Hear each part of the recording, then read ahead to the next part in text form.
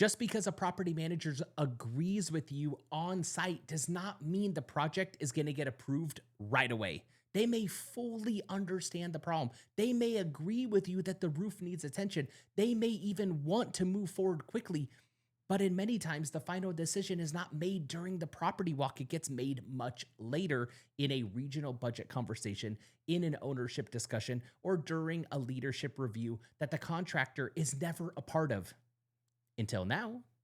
And that's exactly why this conversation matters, because if you want to grow and scale your business by serving property managers, then you have to understand more than just the condition of the roof itself. You have to understand that the internal decision-making environment that they're operating in. And that's where boardroom intelligence really comes into play, because boardroom intelligence is the ability to understand what matters once that proposal leaves the property and enters a leadership conversation. Because at that point, the question is no longer just what's wrong with the roof. Now the question becomes, why does this need to happen now? What is the risk if we wait? And how does this impact the asset? And is this the right use of our budget? The contractors who understand that dynamic position themselves very, very differently than everybody else. And when we talk about boardroom intelligence, we're not just talking about sales tactics or pressures or trying to outsmart anybody. We're talking about understanding how business decisions actually get made. A property manager is rarely looking at a roofing project in isolation. They're balancing tenant concerns, maintenance priorities. They're looking at capital planning. They're looking at operating budgets. They're looking at reporting expectations and the communication with the leadership and ownership team. So when they take your recommendation upstream, they're not just passing along a scope of work. They are building a case, and they may need to explain why this project matters now. They may need to be able to define the cost. They may need to be able to show why delaying actually creates a greater risk later.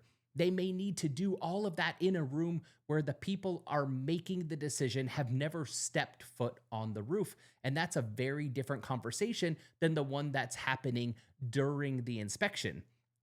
That is why boardroom intelligence matters so much for contractors who want to become trusted partners, because it helps you understand that your job is not only just to identify problems, but your job is to help the property manager communicate those problems clearly in a way that leadership can actually evaluate it.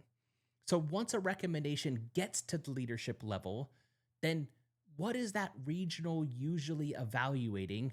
They're looking at it through a few very specific lenses. And I think first they're looking at risk. They want to understand whether the issue creates liability, whether it creates tenant disruption, water intrusion, safety concerns, or preventable damage to the property. I think secondly, they're looking at timing. They're asking whether this needs to happen immediately or whether it can be phased out, whether it belongs in this budget cycle or whether there's a financial reason to act now instead of later. I think third, they're looking at protecting the asset. They want to know whether this project preserves the life of the system and it protects occupancy, and if it improves long-term performance, or if it helps prevent much larger capital needs down the road. I think fourth, they're looking at, confidence in a recommendation itself. Is the scope clear? Is the documentation strong? Does the recommendation actually feel credible? Does the contractor appear organized, thoughtful, and solution oriented? Because that's really important, because a lot of projects, they don't just stall because the issue is not real. They stall because the internal case was not strong enough for the leadership to give a confident yes. And I think that creates a real opportunity for contractors, because if you can help a property manager bring a clearer, more decision-ready case to the regional leadership, then your value goes much further beyond the work itself. So what does it actually look like to be able to do this in practice? I think of The first thing is to really give them a decision ready information packet. A lot of proposals explain the scope, but they do not really actually help the client carry the recommendation upstream. So, what helps is clear documentation, strong photos, concise findings, a simple explanation of the issue, a defined scope of work, and a clear urgency level. And when appropriate, budget options. The easier you make it for the property manager to organize the issue and present it internally, the stronger their position becomes. I think about, the second thing is really speaking to the business impact, not just the technical conditions. Yes, the technical conditions matter, but your expertise matters more.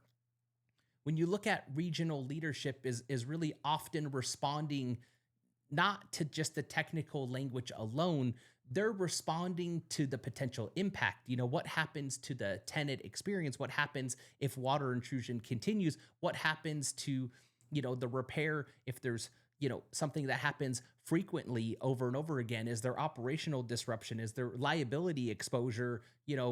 Any sort of future cost if the issue is delayed? And I think a good, strong contractor helps connect the roofing issue to the reality of the business around that. It does not mean that you need to be dramatic. It just means that you need to be clear. I think the third thing is offering thoughtful options instead of just one hard path, because in many budget conversations, leadership really appreciates structure.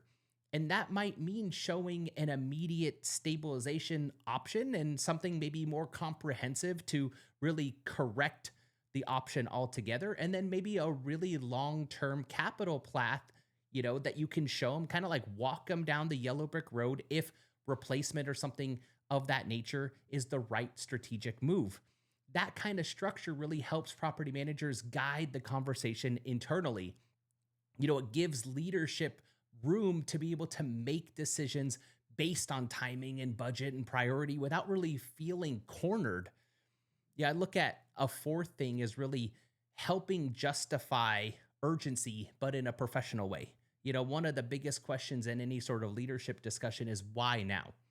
This is where documentation and context really matters. And if the issue is trending worse, say that clearly. If it's repeated leaks and they're driving service calls, show that. If delaying the work increases the chance of interior damage and system failure and larger costs later, explain that. Not emotionally, not aggressively, just clearly. That's, really the kind of support that helps a property manager walk into a budget conversation feeling prepared.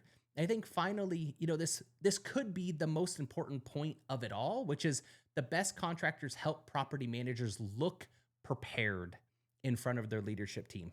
It matters because when your proposal, when your communication, when your recommendations help your client look proactive, look informed, look organized internally, you stop being viewed as just another vendor and you become a trusted resource. And a trusted resource gets called earlier, more often, across more properties. So if you're a contractor trying to grow in this space with property management, this is not a small idea. This is one of the biggest mindset shifts that you can actually make, because growth does not just come from being great in the field. It also comes from being easier to work with in the decision-making process. The contractors who scale in this market tend to understand the world that their clients live in. They understand the reporting pressure. They understand the budget cycles. They understand the internal communication. They understand that their recommendation often needs to survive a conversation when they're not in the room. And that's why boardroom intelligence is such a valuable concept, because it helps contractors stop really only thinking about the job site and start thinking about their client's internal reality. And when you do that, I think your messaging can change. I think your proposals can get stronger. I think your conversations get better and your company becomes more aligned with what property managers actually need from a partner. And I think this is where, your business development gets way more strategic, because If your company is positioned as a contractor that helps property managers navigate internal decision making, I don't think you're competing for projects. Your value in the marketplace, it increases exponentially. You're no longer just selling roofing work. You're actually helping clients solve communication problems, planning problems, and budget. We all have a hard time around budget approval. And it's a very different position to hold in a crowded market. That difference matters. And at the end of the day, boardroom intelligence is really about understanding the environment that your client is operating in. A property manager is not just trying to identify issues at a building, they're trying to manage risk, protect assets, communicate clearly, and then secure the resources needed to make smart decisions. And when contractors understand that, I think they show up differently. They communicate differently. I think they even document differently. I think they build proposals differently. And I think they become much more valuable in the eyes of the client because now they're not just pointing out a problem, they're actually helping the property manager build the internal confidence needed to move a project forward. And I think for contractors who want to grow and scale by serving property managers, that's a massive advantage. So if your company is trying to open up more doors with property managers and position your team as a true strategic partner, I think that's exactly the kind of messaging that we're going to help you with every single day, and that's what we try to support every single day. So thank you for watching. We'll see you in the next video. Have a great day. Talk to you soon. Take care.